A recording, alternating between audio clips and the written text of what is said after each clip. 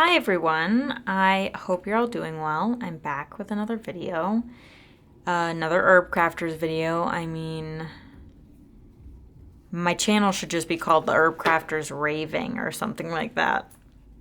Raving about the Herb Crafters Tarot. So in today's video, I wanted to talk about the things that I noticed about this deck after working with it for 8 months now. If you don't know, you must be new to the channel. Welcome. I have been working with the Herb Crafters Tarot since March, and my first video is a flip through of this and kind of talking about some of my experiential meanings that came about from these cards.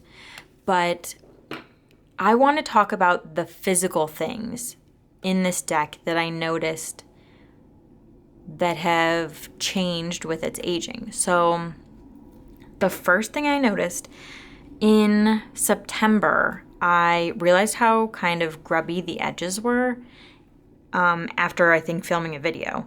And so I took a cloth and sectioned off my deck like this, and it was, I think, a Clorox wipe, and I rubbed the edges of my deck like this,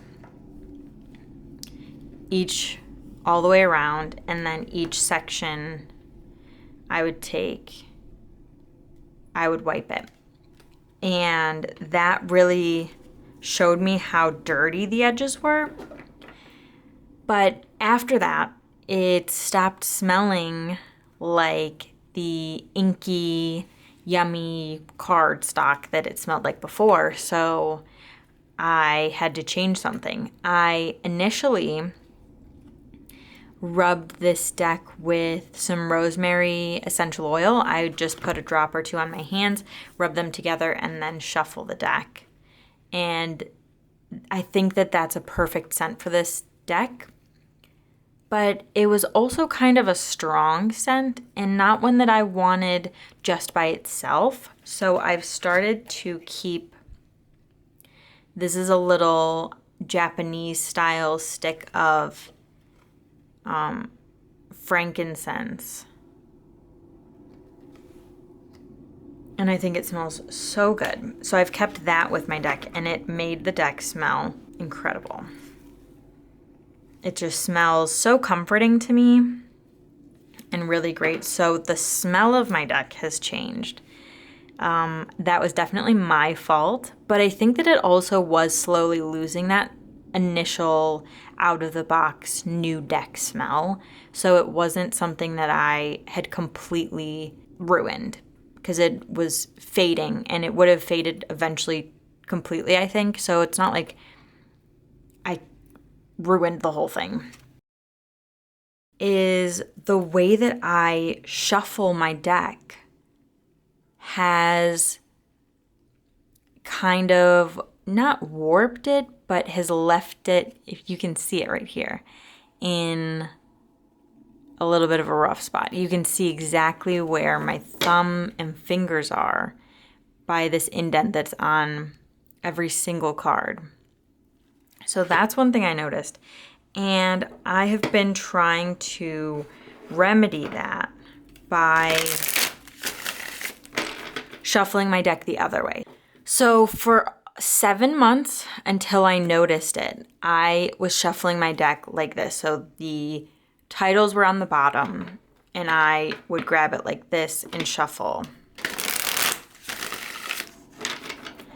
But then I noticed that indent showing up, and so I switched the way that I shuffle, and I started shuffling with the titles kind of facing on top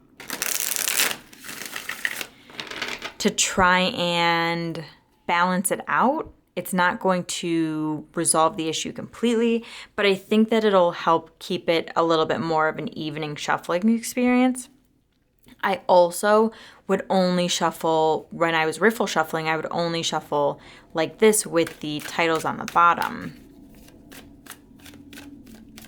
And so this edge of my deck had gotten dirtier than this edge because this was the one that was constantly in contact with my hand, and it was constantly in contact with the table and everything like that. And same with the bottom, because sometimes I'll take the deck and shuffle it this way too, long ways. And the bottom of the deck and this side of the deck got dirtier than the top and other side. So I've been trying to fix that a little bit, and so I'll shuffle it this way. Titles facing up. Titles facing up. And then I shuffle again with the titles facing up. I think that once I even this out a little bit, I'm going to, this sounds a little bit ridiculous, but I am going to have kind of a schedule for how I shuffle my deck. And on like Monday, Wednesday, Friday, Sunday, or every even date of the month, I'll shuffle with the titles facing down and with the titles facing down this way. And then on every odd day of the month, I'll shuffle with the titles facing up to kind of make sure that the wear and tear on my deck remains even, because I want this deck to last as long as possible. I don't think that I need to replace it when it starts looking a little bit more worn than this even. And this doesn't even look worn. Like, the images and everything are still perfect and pristine. I think once the wear starts affecting the actual image on the card, I don't care that much about the backs because I don't really see them. But once it starts affecting the image on the front of the deck or on the front of the card, then I will have to have a replacement. Or if something happens that makes this deck completely unusable, which I really don't foresee because I am pretty careful with my deck for the most part. I mean, I don't baby this deck. I don't baby any of my decks really, but I don't jump in the pool with my decks or do anything risky like that. So hopefully this will last as long as possible. And the steps that I'm taking are ways to kind of manage the age and wear, because our decks are going to get old and they're going to change and age anyways. And it's just a matter of living with that and making sure that the deck is aging in a way that makes it still completely usable to us. So I'm trying my best to even out the way that I put wear into my deck so that it will last as long as it can. This was a quick video. I just wanted to give a little update about this deck and kind of the things that I noticed once I realized that it was aging, once that actually set in.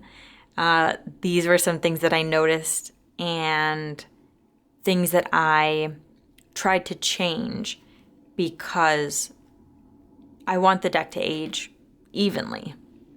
So that's all for this video. I hope that it was entertaining for you, if not informative. Maybe it'll make you kind of take a look at how you shuffle and how you use your deck, and maybe if the wear is uneven for you as well. So that's about it. Thank you so much for watching, and I'll see you next week.